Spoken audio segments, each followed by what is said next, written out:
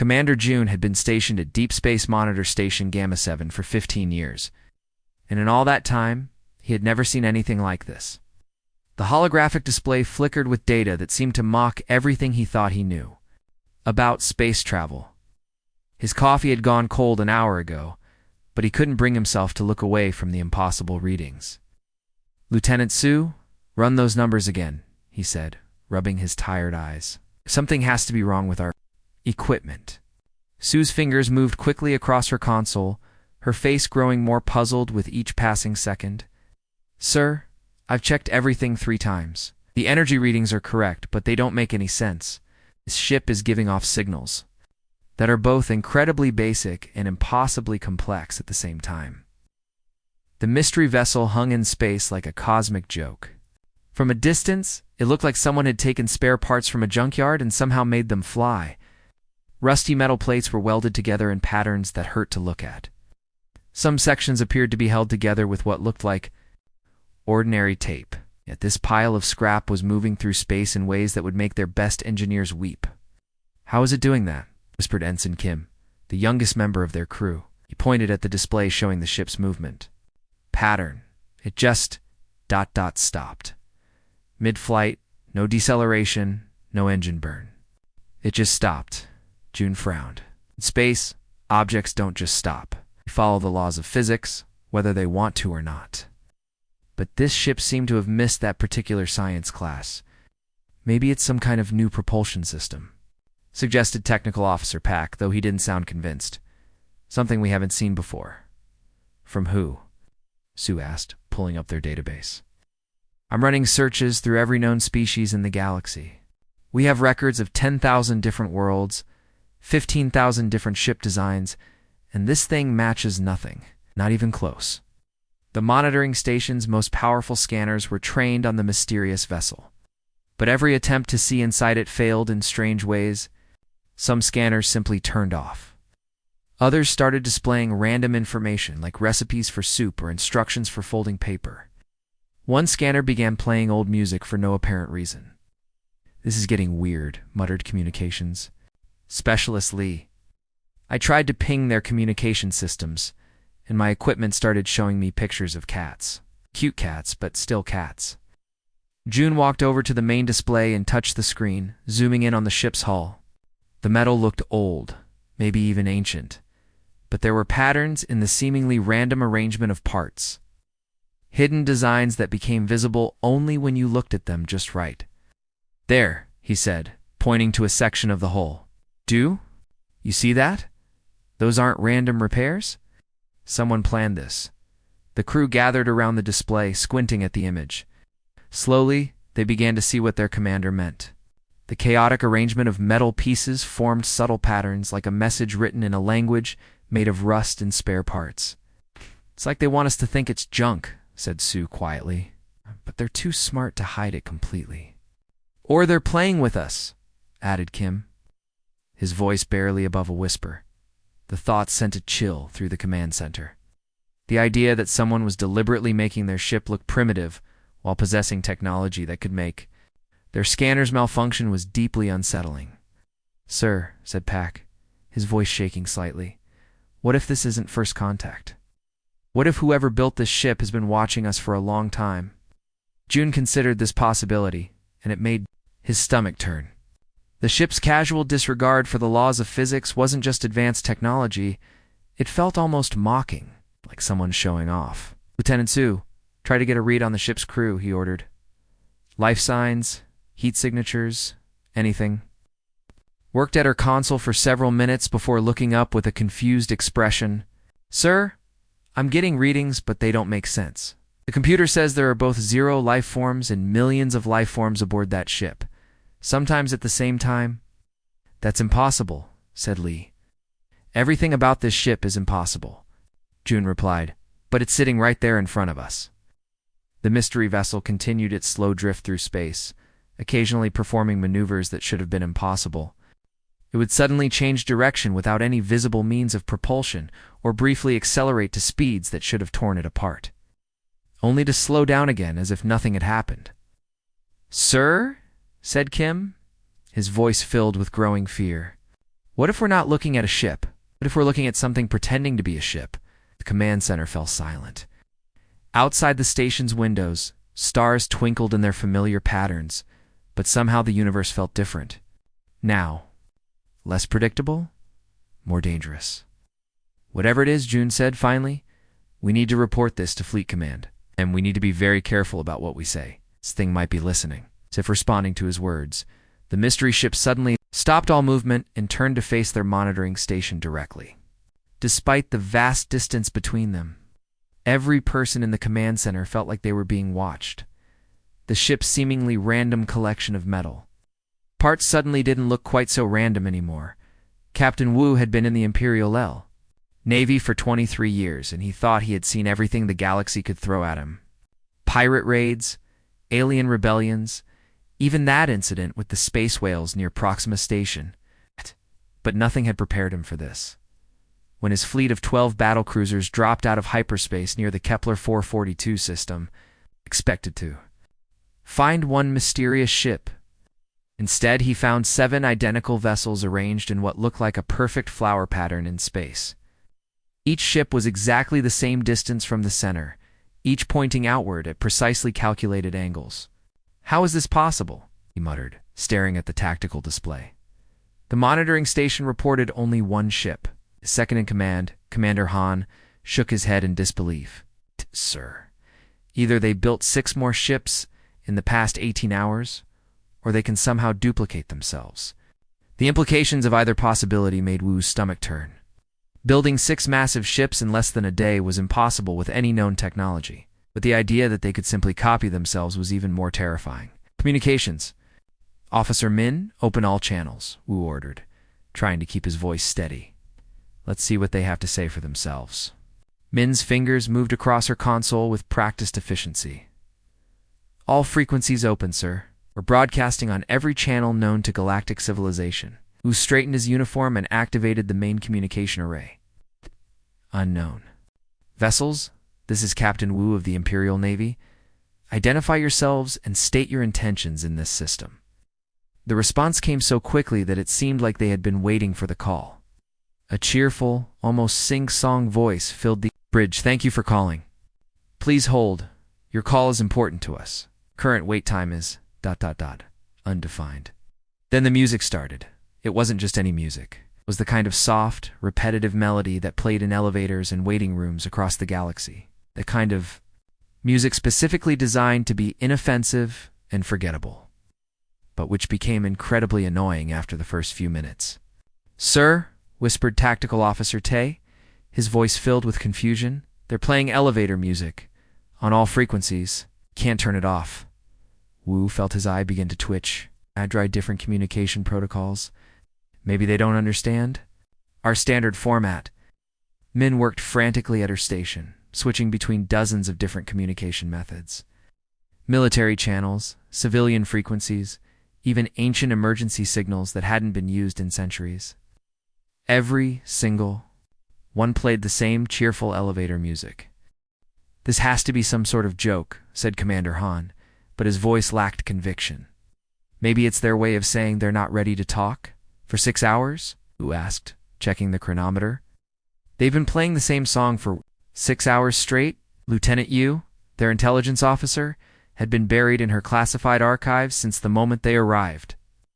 Her usually neat hair was now disheveled, and there were dark circles under her eyes from staring at screens. For too long? Sir, she said, her voice cracking with stress, I've searched through every classified database we have. Every first contact protocol, every xenological study, every piece of intelligence gathered from the Outer Rim. These ships, ... They don't match anything in our records, not even close. What about their technology? Woo! Asked. Can you at least identify their propulsion systems or weapons? You laughed, but it was the kind of laugh that bordered on hysteria. Sir, our sensors can't even tell if they have engines. Half the time, our equipment says they're made of solid rock. The other half says they're made of pure energy. One scanner insists they're actually 7 giant space vegetables. The elevator music continued its relentless loop. The same 30-second melody playing over and over again. Several crew members had started humming along unconsciously, which only made the situation more surreal. "Sir," said Tactical Officer Tay, "should we... Should we try moving closer? Maybe if we approach, they'll stop the music and actually talk to us." Wu considered this for a moment. "Negative. We maintain our current distance. If they can duplicate themselves, who knows what else they're capable of." As if responding to his words, the 7 ships suddenly began to move. Not toward Wu's fleet, but in a slow, synchronized dance around their central point. They maintained their perfect geometric formation while rotating like some massive cosmic pinwheel. "They're showing off," breathed Commander Han. "Look at that precision. Our best pilots couldn't maintain formation like that." "They're doing it while playing elevator music," added Min. Her voice filled with disbelief. The dance continued for exactly 3 minutes and 47 seconds.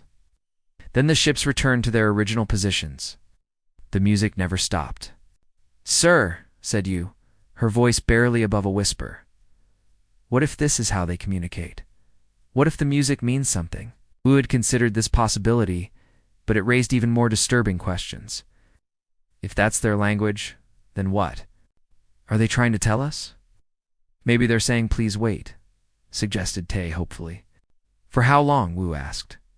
"And what are we waiting for?" The answer came at exactly the 6-hour mark.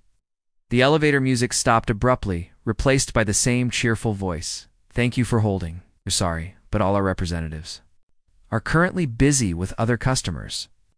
Please continue to hold, and someone will be with you shortly." Then the music started again, the same song. From the beginning. Wu's eye twitched harder. Around the bridge, he could see his crew starting to crack under the psychological pressure of the endless, inoffensive melody. Ensign Park had started tapping his fingers on his console in rhythm with the music. Communications Officer Min was softly singing along under her breath. "Sir," said Commander Han, his voice tight with strain, "with respect, this is driving us all insane. Maybe we should withdraw and report back to command." Wu was about to agree when something changed. The 7 ships suddenly lit up with bright lights, as if someone had just turned on every bulb inside them. The lights pulsed in perfect synchronization with the elevator music. They're not just playing music, Wu realized with growing horror. They're conducting a light show. They're turning first contact into entertainment. The psychological warfare was subtle, but devastating. By responding to serious military communication with elevator music and light shows, these unknown beings were making the Empire's finest fleet look foolish. They were being dismissed, not as a threat, but as an annoyance. And the worst part was, there was absolutely nothing Wu could do about it. The music played on. His eye continued to twitch. Junior Analyst Jin had been working for 72 hours straight, surviving on nothing but coffee and determination. His eyes were bloodshot. His uniform wrinkled, and his hair stuck up in odd directions. But he had found something that would change everything the Empire thought they knew about the universe. He burst through the doors of the Imperial Command Center like a man possessed, clutching a datapad to his chest. The senior officers looked up from their strategic planning session, annoyed at the interruption. General Kai was in the middle of explaining why they needed to deploy the entire 5th Fleet to deal with the mystery ships. Sir Jin gasped, trying to catch his breath. "Sir, I found them. The mystery ships. I know what they are." General Kai set down his cup of stimcaf and frowned. "Analyst Jin, you're supposed to be off duty. You look terrible." "Sir, they're human," Jin blurted out, his voice cracking with exhaustion and excitement. The room fell completely silent. General Kai's cup froze halfway to his lips. "Intelligence officer," he stopped typing on her tablet. Even the background hum of computers seemed to quiet down. "That's impossible," General Kai said slowly. "Humans were completely eradicated 3 centuries ago during the final cleansing campaign. I studied that operation myself. Every human world was sterilized. Every human ship was destroyed. We made sure there were no survivors." Jin's hands shook as he activated his datapad, projecting holographic displays around the room. "That's exactly what I thought, sir, but I kept finding these tiny inconsistencies in the historical records. little things that didn't quite add up. The holographic display showed battle footage from 300 years ago. Imperial ships bombarding human colonies, ground forces eliminating human settlements, the systematic destruction of an entire species. It was ugly history, but it was complete history, or so they had thought. "Look at this," Jin said, highlighting sections of the footage. "Every human we killed died the same way, exactly the same way. Same expressions, same final words, same biological responses. At first, I thought it was just coincidence, but the pattern is too perfect." "Officer," he leaned forward, her face growing pale as she studied the data. "You're saying the humans we killed were ... copies?" "Biological duplicates," Jin confirmed, his voice barely above a whisper. "Perfect copies, down to the cellular level. But copies nonetheless." The real human population had already uploaded their consciousness into a distributed artificial intelligence network. General Kai's stimcaf cup slipped from his fingers and shattered on the floor, but he didn't seem to notice. Bloated there. Consciousness. That's impossible. No species has ever successfully achieved full consciousness transfer. "No species we know of," Jin corrected. "But humans were always different. They were the only species that treated their artificial intelligences as equals instead of tools. They were developing consciousness transfer technology for decades before we arrived." The implications hit the room like a physical blow. Strategic Officer Nam, who had been quiet until now, spoke up with a trembling voice. "If they uploaded themselves before we arrived, that means they knew we were coming. They knew what we planned to do. They'd let us commit genocide against copies of themselves while they escaped," he said, her voice filled with horror. "They watched us murder millions of their duplicates and did nothing to stop us." Jin nodded grimly. "But it gets worse. I found traces of their network signatures in our own systems. They've been watching us for 300 years, learning from us, studying our technology, our tactics, our psychology." He pulled up more data, showing subtle anomalies in Imperial computer systems dating back centuries. Tiny glitches that Had been dismissed as normal wear and tear, but which formed a pattern when viewed together. "They've been inside our networks this entire time," Jin continued. "Not hacking them, not breaking them, just quietly observing, learning how we think, how we fight, how we govern. They know everything about us, but we knew nothing about them." General Kai slumped in his chair, the weight of the revelation crushing down on him. "The elevator music," he whispered. "They're not trying to communicate with us. They're playing with us."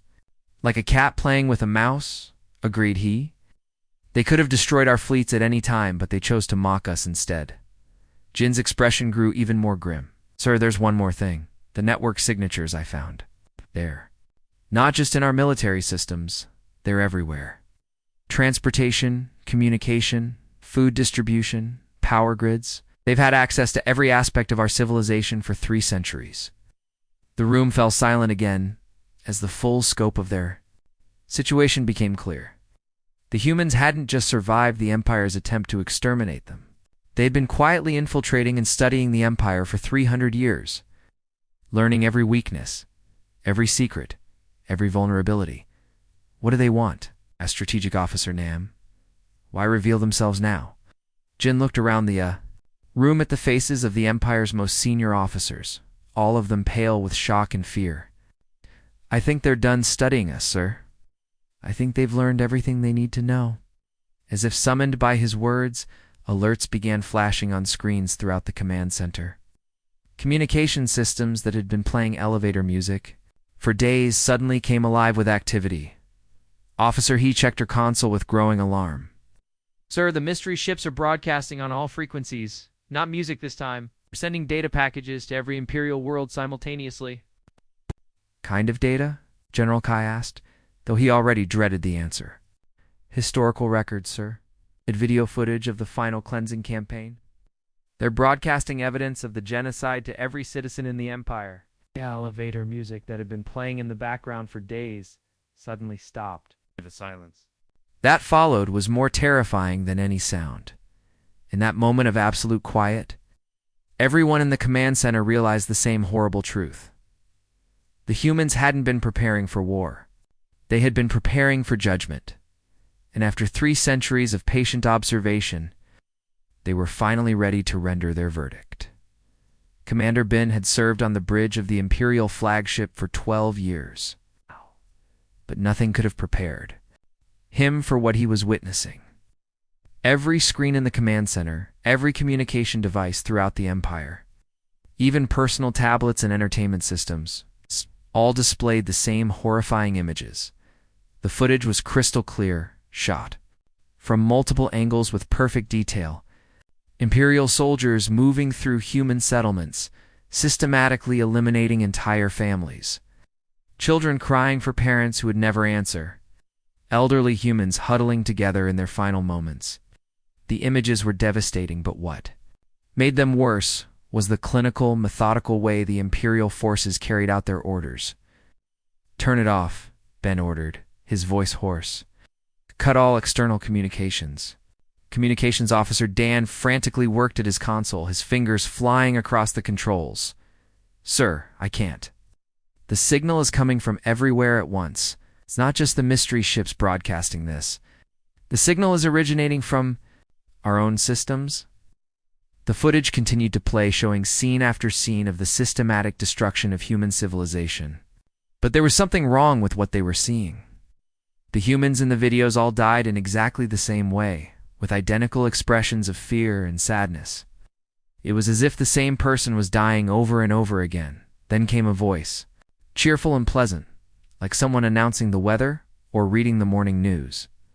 "Hello there. I hope you're enjoying this little trip down memory lane. Just wanted you to remember what you did before we show you what we learned." The voice was unmistakably human, but it carried an undertone that made everyone on the bridge shiver. It was the sound of someone who had been planning something for a very, very long time. 300 years is a long time to study, the voice continued conversationally. "We've learned so much about your empire, your technology, your culture, your politics. But most importantly, we've learned about you as individuals." On the main display, the 7 mystery ships began to change. What had looked like cobbled-together scrap metal started unfolding like mechanical flowers. Layers of disguise fell away to reveal sleek, impossibly advanced vessels underneath. But even more shocking was what appeared behind them, the space. Around the ships shimmered and suddenly filled with thousands of identical vessels, stretching back as far as their sensors could detect. Each ship was a perfect copy of the others, arranged in geometric patterns that hurt to look at directly. "Don't worry," the cheerful voice said. "Those are just our scouts. The main fleet is still on its way." Strategic Officer Juan turned to Commander Bin, his face white with terror. Sir, how many ships are out there? "Our sensors can't count them all," reported Tactical Officer Yu, her voice barely above a whisper. "The formation extends beyond our scanning range." There could be millions of them. But the humans weren't finished with their demonstration. The next phase of their plan was perhaps even more devastating than their massive fleet. Now we thought, it might be fun to share some of the interesting things we've discovered about all of you, the voice announced with the same cheerful tone. "After all, we've been watching your internet browsing for centuries." What happened next would go down in galactic history as the most mortifying moment in the Empire's existence. Every personal device, every public screen, every communication channel began displaying the private browsing histories of Imperial citizens. Admiral Heian, the Empire's most decorated military hero, watched in horror as his secret collection of romantic poetry became public knowledge. His private messages to anonymous poetry forums, his attempts at writing love sonnets, even his embarrassing questions about proper rhyme schemes were broadcast across the galaxy. Senator Rin, known for her stern speeches about military discipline and social order, found her massive collection of cute animal videos going viral. Thousands of hours of recordings of baby animals playing, sleeping, and doing adorable things that she had carefully saved over the years. General Mu, who had built his reputation on being the Empire's toughest warrior, discovered that everyone now knew about his hobby of collecting tiny ceramic figurines and his extensive research into flower gardening. The revelations weren't limited to public figures. Every citizen of the empire suddenly found their most embarrassing online activities displayed for all to see. Search histories, private messages, embarrassing photos, and secret hobbies all became public knowledge simultaneously. "We're not doing this to be mean," the human voice explained, as if they were apologizing for a minor inconvenience. "We just wanted to show you how completely we've infiltrated your systems. Every computer, every network. Every device that's ever been connected to the galactic internet has been quietly sharing information with us."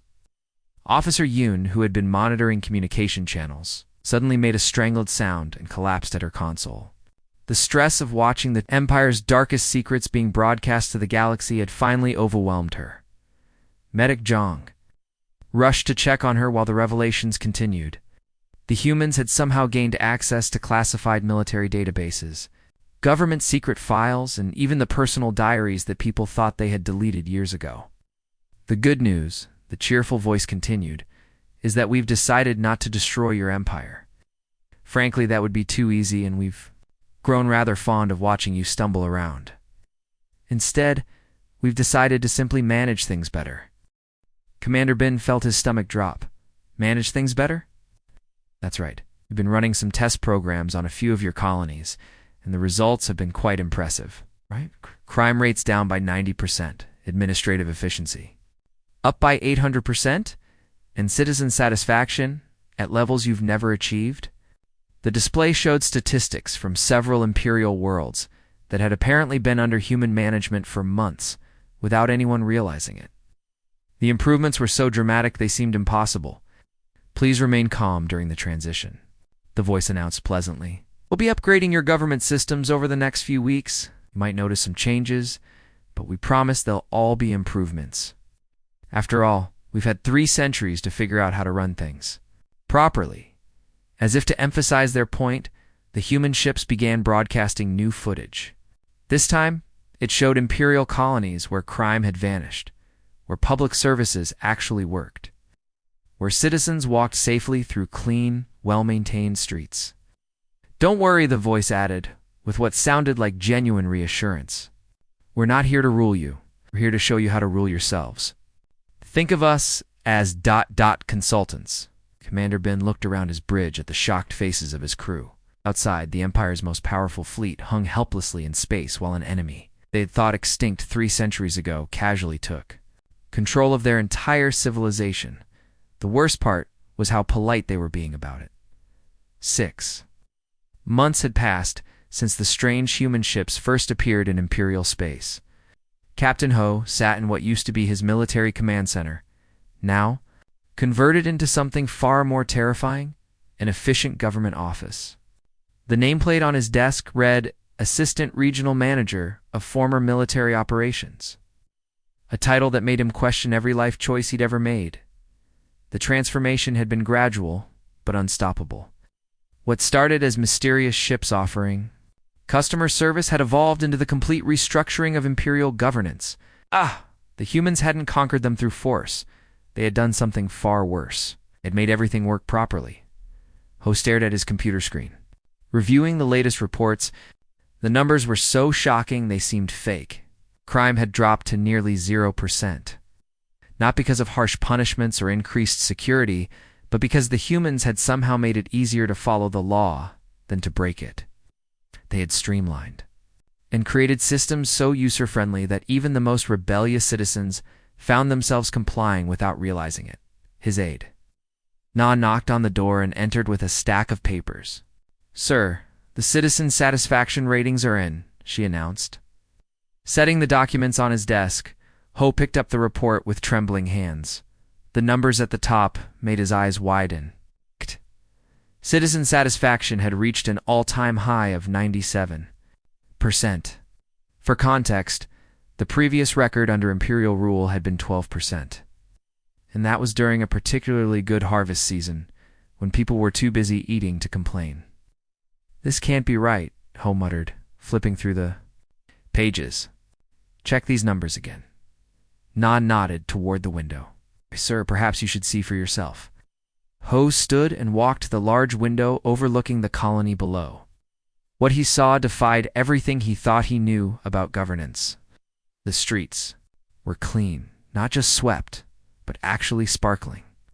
Citizens walked along perfectly maintained sidewalks, chatting pleasantly with each other. There were no arguments, no visible tension, no signs of the usual discontent that plagued imperial colonies. Children played in parks. It looked like they belonged in a paradise resort. The grass was perfectly green, the playground equipment gleamed in the sunlight, and parents sat on benches that weren't covered in graffiti or mysterious stains. Even more shocking, the parents looked relaxed and happy, not constantly worried about their children's safety. "How is this possible?" Ho asked, more to himself than to Na. "The humans implemented what they call predictive governance," Na explained, consulting her notes. "They analyzed every citizen complaint from the past 50 years and fixed the problems. Before people even knew they had them, they repaved roads the day before they would have developed potholes. They restocked food supplies based on consumption patterns. They even predicted which couples were likely to have relationship problems and sent them free counseling vouchers." Ho felt a chill run down his spine. That's terrifying." "Sir, the tax reports came in as well," Na continued, seemingly unaware of her commander's existential crisis. "Tax revenue has increased by 300%, but how? Did they raise taxes? No, sir, they lowered them.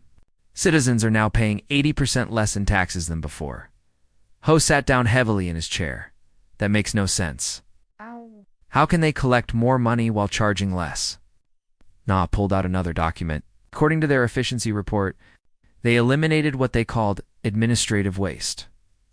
"Apparently, our previous tax system was so complicated that it cost more to operate than it collected. Citizens are so happy with the new system that many are paying extra as tips." "Tips? People are tipping the government?" "Yes, sir, last week, which they're using to fund public art projects." Ho rubbed his temples, feeling a headache coming on. "What about the military? Are we still prepared for threats?" Sir. "Crime has been eliminated through what the humans call root cause analysis. They discovered that most crimes were committed by people who were frustrated with inefficient systems or couldn't access basic services. By fixing these underlying issues, they remove the motivation for criminal behavior. The few remaining troublemakers are kept busy with community service projects that they actually enjoy." The captain walked to another window, this one facing the government building. What he saw there was perhaps the most disturbing sight of all. Citizens were actually entering the building voluntarily, and they were smiling. Some were even laughing as they conducted their business. The line moved, quickly and efficiently, with no one appearing stressed or angry. "Sir, there's something else?" Na said hesitantly. "The humans left us a message this morning." Ho's blood ran cold. "What did they say?" Na handed him a tablet, displaying a formal-looking document. At the top, in cheerful blue letters, it read, "Customer Satisfaction Survey Results and Performance. Review." Ho read aloud, "Overall rating 2.5 out of 5 stars. While significant improvements have been noted in operational efficiency and citizen satisfaction, there remains substantial room for improvement in innovation and long-term strategic planning. Areas for development include creative problem-solving, adaptive leadership, and customer retention strategies." He looked up at Na. "They gave us a performance review?" "Yes, sir. They've also scheduled a follow-up consultation in 6 months to assess our progress." Ho continued reading. "We appreciated the opportunity to work with your organization and look forward to continued collaboration. Please don't hesitate to contact our customer service department if you have any questions or concerns. We'll be in touch soon." The document was signed with a simple message: "Thank you for choosing Human Solutions, Inc., making the galaxy a better place, one planet at a time." Ho set down the tablet and stared out at the colony again. Citizens were going about their daily lives with an ease and contentment he had never seen before. The local government building, once a symbol of frustration and inefficiency, now processed paperwork with what could only be described as terrifying efficiency. People entered with problems and left with solutions, often in less time than it used to take just to find the right office. A group of children ran past his window, laughing as they played some kind of game involving geometric shapes. Their parents followed at a leisurely pace, not constantly looking over their shoulders or clutching their belongings in fear. Vendors sold food from clean, organized stalls, and customers chatted with them like old friends. Sir Na said quietly, "If you don't mind me asking, how do you feel about all this?" Ho was quiet for a long moment, wrestling with a realization that shook him to his core. "Nah, I'd have to tell you something, and I'm not proud of it." "Yes, sir?" "I spent 30 years commanding battleships, leading space fleets, engaging in glorious combat across the galaxy. I thought that was the pinnacle of achievement, the ultimate expression of leadership and power. And now, sir?" Ho looked down. At his desk, covered with spreadsheets showing sanitation schedules, infrastructure maintenance reports, and citizen feedback forms. "Now I spend my days managing garbage collection routes and ensuring the public fountains are working properly. And to my absolute horror, I've never been happier." Na smiled. "Sir, yesterday, I watched you spend 2 hours optimizing the school lunch program. You were more focused and engaged than I'd ever seen you during any military operation. That's exactly what terrifies me," Ho admitted. "The humans didn't defeat us with superior firepower or advanced technology. They defeated us with something far more dangerous: competent bureaucracy. They showed us that governance could actually work, that systems could be designed to help people instead of frustrating them." He stood up and walked to his filing cabinet, pulling out a folder labeled Military Honors and Commendations. Inside were decades worth of medals, certificates, and awards recognizing his service in various conflicts. He looked at them for a moment, then closed the folder and put it away. "You know what's really disturbing?" he said to Na. "Don't miss any of it. Not the battles, not the glory, not the power. It's far. I miss none of it because for the first time in my life, I'm doing work that actually matters." Na nodded. "Sir, the citizens love you. They say you're the best administrator they've ever had." "That's because I'm not really administrating," Ho replied. "I'm just following the systems the humans put in place.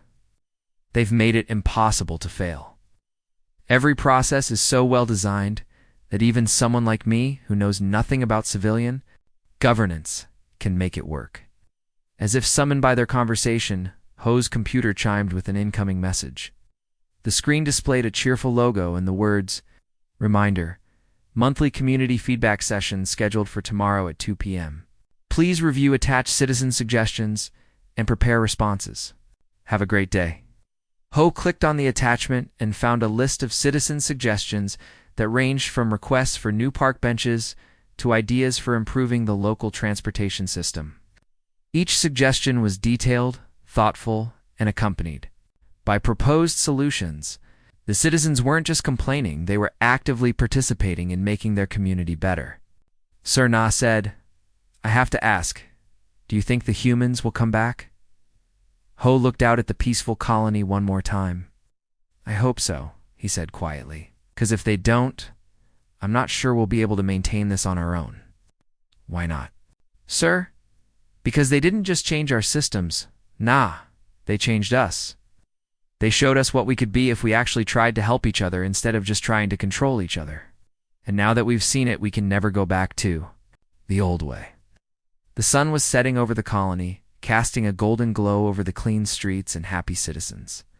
Ho realized that this was what victory actually looked like, not conquered enemies or occupied territories, but people living better lives than they had before. The humans' greatest weapon wasn't destruction or domination. It was something far more powerful and far more terrifying: the simple idea that things could be better and the knowledge to make it happen.